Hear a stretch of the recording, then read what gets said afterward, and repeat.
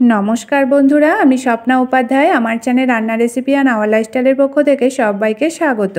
आज आमी आपनादेर संगे शेयर करब डिम दिए दारुण स्वादेर रेसिपि डिम सर्षे। और एटा रुटी लुचि परोटा साथे जेमन दुर्दान्त लागबे तेमनि गरम भातेर संगेও दुर्दान्त लागबे खेते। आसुन ताहले देखे निই এই রেসিপিটা আমি কিভাবে করব। এখানে নিয়ে নিয়েছি 5টা ডিম ভালো করে সিদ্ধ করে খোসা ছাড়িয়ে পরিষ্কার করে। আর এখানে মশলার জন্য নিয়ে নিয়েছি বেশ কিছুটা পরিমাণ পেঁয়াজ কুচো। আর আছে এখানে দু রকমের সরষে, হাফ চামচ করে সাদা সরষে আর কালো সরষে নিয়ে নিয়েছি। আধখানা পেঁয়াজ আর আছে আদা আর রসুন 4 কোয়া, কাঁচা লঙ্কা, 5 ফোড়ন সামান্য, কালো জিরে সামান্য, সাদা তিল সামান্য আর গোটা ধনে সামান্য পরিমাণে, আর আছে টমেটো কুচি। এগুলো একসাথে ভালো করে মিহি পেস্ট করে নেব। এবার সিদ্ধ করে নেওয়া ডিমগুলোকে একটা ছুরির সাহায্যে হালকা করে একটু করে সারা জায়গায় কেটে দিতে হবে এভাবে করে। তাহলে ডিমের মধ্যে তেল মশলা ঝাল ভালোভাবে ঢুকবে আর খেতেও দুর্দান্ত লাগবে এই রেসিপিটা। এদিকে ডিমগুলোকে কেটে নেওয়া হয়ে গেছে হালকা করে। আর নিয়ে নিয়েছি বেশ কিছুটা পরিমাণ মটরশুঁটি আর ছোট ছোট টুকরো করে কেটে আলু সিদ্ধ করে জল ঝরিয়ে আর ঠান্ডা করে নেওয়া আছে। এবার ডিমের মধ্যে লবণ আর হলুদ ভালো করে মাখিয়ে নেব। দিয়ে দিলাম এখানে অল্প করে হলুদ আর লবণ।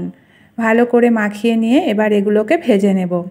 একটা কড়াই বসিয়ে দিয়েছি আর কড়াইয়ে দিয়ে দিয়েছি বেশ কিছুটা পরিমাণ তেল। তেলটা গরম হয়ে গেছে। এখন লো ফ্লেমে রেখে ডিমগুলোকে দিয়ে এপিট ওপিট একটু হালকা করে ভেজে নিতে হবে।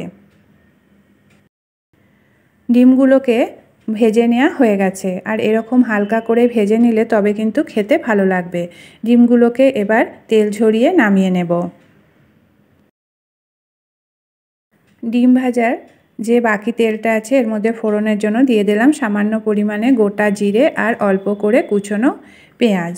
পেঁয়াজটা দিয়ে আর দিয়ে দিচ্ছি এর মধ্যে অল্প করে হলুদ। ভালো করে এবার পেঁয়াজটাকে লাল লাল করে ভেজে নেব একদম লো ফ্লেমে রেখে, যাতে করে ভাজতে গিয়ে পেঁয়াজটা পুড়ে না যায়। তাই সবসময় একটু নাড়াচাড়াও করতে হবে। পেঁয়াজটা ভেজে নেওয়া হয়ে গেছে। এবার এর মধ্যে দিয়ে দিচ্ছি সিদ্ধ করে রাখা আলু আর মটরশুঁটি দিয়ে আবারও এটাকে একটু ভালো করে ভেজে নিতে হবে। আর দিয়ে দিলাম কয়েক টুকরো টমেটো। দিয়ে দিচ্ছি এর মধ্যে স্বাদ মতো লবণ। আর আগে এটা হলুদ দেওয়াই ছিল, তাই এখন আর এর মধ্যে হলুদ দেব না। লবণ হলুদ দিয়ে এটাকে এবার হালকা করে ভেজে নেব সবসময় নাড়াচাড়া করে। আলুটা ভেজে নেওয়া হয়ে গেছে। এবার এটাকে নামিয়ে পাশে রেখে দেব।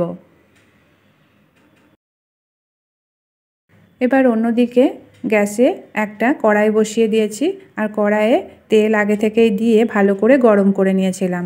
দিয়ে দিলাম পেস্ট করে রাখা মশলাটা দিয়ে এবার নাড়াচাড়া করে মশলাটাকে ভালো করে কষিয়ে নিতে হবে। আর এটাকে লো ফ্লেমে রেখে কষাতে হবে। এর মধ্যে যেহেতু সর্ষে দেওয়া আছে তাই হাই হিটে রেখে কষালে তেতো লাগতে পারে। আর এর মধ্যে দিয়ে দিচ্ছি ওপর থেকে ছড়িয়ে বেশ কিছুটা পরিমাণ সর্ষের তেল। ভালো করে মিশিয়ে আবারও এটাকে কষিয়ে নেব। মশলাটা কষিয়ে নেওয়া হয়ে গেছে আর মশলা থেকে তেলও ছেড়ে দিয়েছে। এবার দিয়ে দিচ্ছি যে আলু আর মটরশুঁটি ভেজে রেখেছিলাম সেটা দিয়ে এটাকে ভালো করে মশলার সঙ্গে মিশিয়ে একদম লো ফ্লেমে রেখে বেশ কিছুক্ষণ রান্না করে নিতে হবে। মশলা থেকে যেহেতু কাঁচা গন্ধ চলে গেছে তাই মশলার মধ্যে আর বেশি জল দেওয়ার দরকার নেই। এবার এর মধ্যে দিয়ে দিচ্ছি ভেজে রাখা ডিমগুলো দিয়ে ভালো করে মিশিয়ে একদম লো ফ্লেমে রেখে শুকনো শুকনো করে রান্না করে নেব। ডিমগুলোকে দিয়ে দিয়েছি। এবার হালকা করে ভালো করে মিশিয়ে দিয়ে এটাকে রান্না করে নিতে হবে। তৈরি হয়ে গেল দুর্দান্ত স্বাদের রেসিপি ডিম সর্ষে।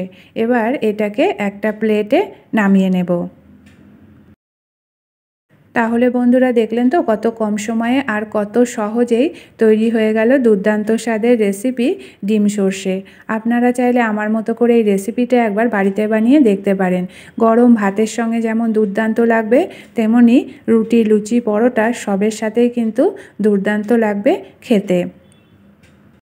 আপনারা অনেকভাবেই ডিমের রেসিপি খেয়েছেন, তবে এভাবে একবার খেয়ে দেখুন। আশা করি সকলের খুবই এত ভালো লাগবে যে বারবার এটাই খেতে ইচ্ছা করবে।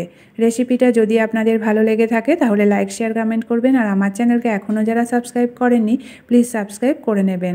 আজকের মতো এটুকুই, আবার দেখা হবে আগামী নতুন পর্বে।